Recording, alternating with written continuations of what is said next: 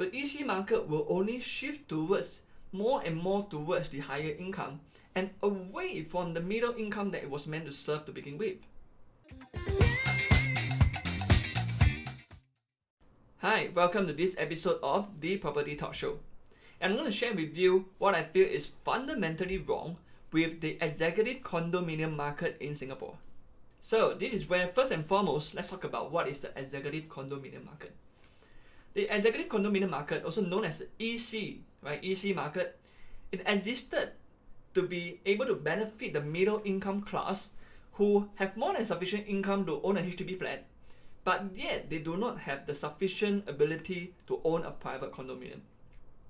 So this is why the government came up with this hybrid model whereby the executive condominiums were built by private developers, but yet they are still regulated by HDB.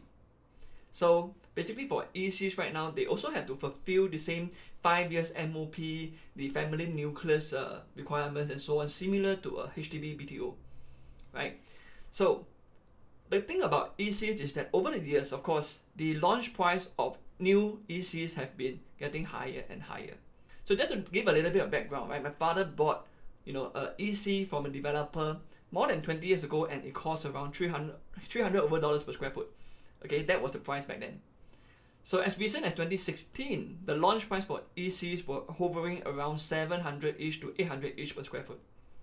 And today, we are seeing the launch price for new ECs hovering around 1,002 per square foot on average. And in fact, very soon, we will start to see 1,003 per square foot. So that is a jump of more than 30 to 40% higher than what it was just 5 years ago. Okay, so of course, this is not because the developers are greedy, no. It's because the land cost has went up, right? It's just like your gas price going up, your material cost going up, and so on. For all this, is because the land price have increased, right? So when it comes to the EC market, what the government is doing is that they are increasing the income ceiling each time, right? In the past, okay, it used to be from 10,000 to 12,000, subsequently revised to 14,000, and as of today, the income ceiling is $16,000 for the EC market. So that actually triggered me to question, what is the government really doing? They're kind of like encouraging, the message that is coming across is that it's telling me they are encouraging the higher income to buy ECs. So just because the price have went up, they increase the income ceiling so that those who are making a little bit more money are able to enjoy this privilege of owning an EC. And an EC fundamentally is still significantly cheaper than private condo new launches. Like for example, a brand new EC now, a 3-bedroom is about 1 mil to 1.1 mil.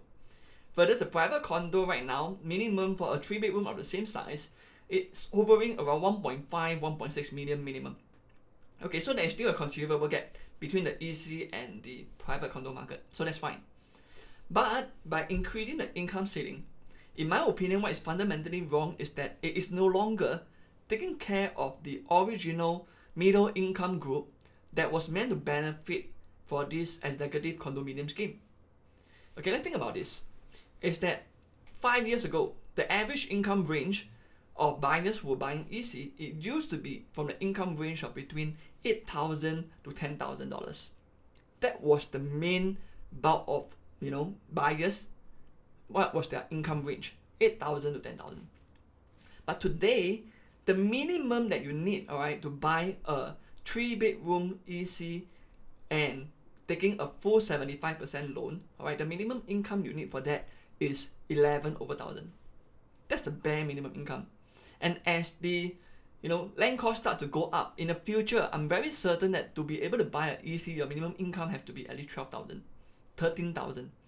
So if this goes on and on, the EC market will only shift towards more and more towards the higher income and away from the middle income that it was meant to serve to begin with. So this is where, in my opinion, that is something that is fundamentally wrong, right? Because it is not serving its original purpose anymore. So what do I propose here? In my opinion, is that the key issue that should be tweaked should be the loan structure. The loan structure. So what is it about the loan structure? For some of you, you may not know that for ECs, they are following the exact same loan structure as for a HDB flat. right, which is the mortgage servicing ratio. So mortgage servicing ratio in a nutshell, it is basically a loan framework that only takes into account 30% of your monthly income to calculate your loan eligibility. So be it whether you're applying for HDB, BTO or resale, that is the MSR framework that they use to determine your loan eligibility. And for ECs, they are using the exact same loan framework, 30% of your monthly income. The only difference between the EC framework and the HDB framework is that for the EC, you can loan up to 30 years, whereas for HDB, the maximum is 25 years. Right, so that's the only difference. But in comparison to the private condo uses the 60% framework that we call TDSR, right? Total debt servicing ratio, that uses 60% of your income to calculate the loan eligibility. This is where I find it ironic, is that today, alright, if you are, you have a combined income of $9,000 and you want to buy an EC, a brand new EC, 3-bedroom, $1 million, do you know that the maximum loan that you can get is only around $600,000? So that means you have to fork out extra, maybe about $400,000 cash and CPF to buy the EC that you want to buy.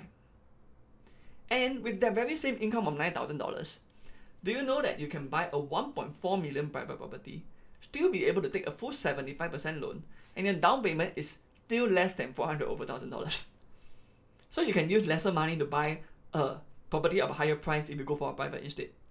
And that is the irony, you see. Isn't it weird that the government is encouraging the higher income bracket to buy an EC, and kind of like subconsciously tell the middle income bracket that if you want, it's either you go for HDB or you go for a private condo.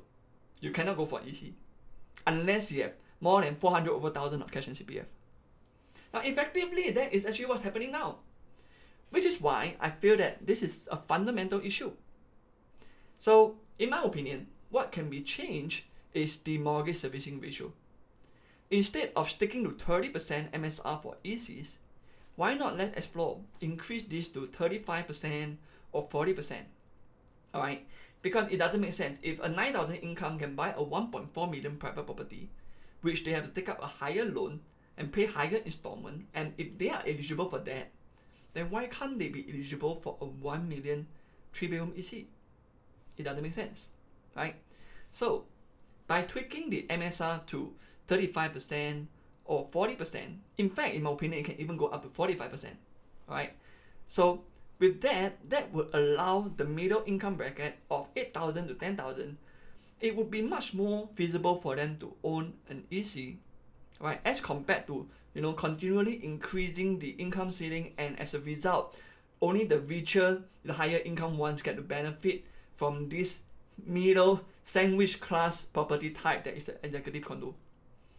Of course, this is my personal opinion, right? And I'm sharing this because I'm not trying to be controversial. I'm not trying to get a lot of likes, a lot of views for this video.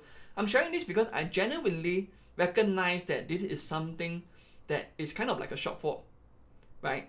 There is a bit of a loophole, a little bit of a it doesn't make sense kind of thing in the property market today. So I hope that this video, it does get some traction that allows the government to see this is the point that they are missing all this while. Is that it's not about just increasing the income ceiling, right? Of course, the rising land cost is something that we can't stop, right? Material costs and all this will still eventually go up. One day, an EC market, it might cost you at least $1,500 per square foot and more. So that is something that we can't stop. I acknowledge that. But instead of just looking at the income ceiling, right? It doesn't make sense that one day, if they go on this way, one day the income ceiling to buy an EC becomes 20,000 combined income. And that, to me, honestly, might be bordering a bit on the ridiculous, really. Because EC, once again, is meant for the sandwich class, it's meant for the middle income.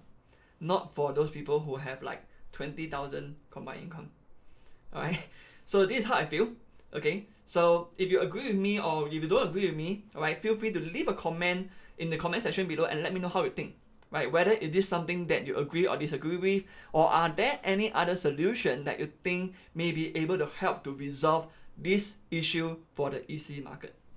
So this is the end of today's episode. I hope you really have liked this video. If yes, click on the like button, and also don't forget to subscribe to my YouTube channel and also click on the notification bell to be notified whenever I have a new content. So I look forward to see you in the next episode of the Property Talk Show. See you around.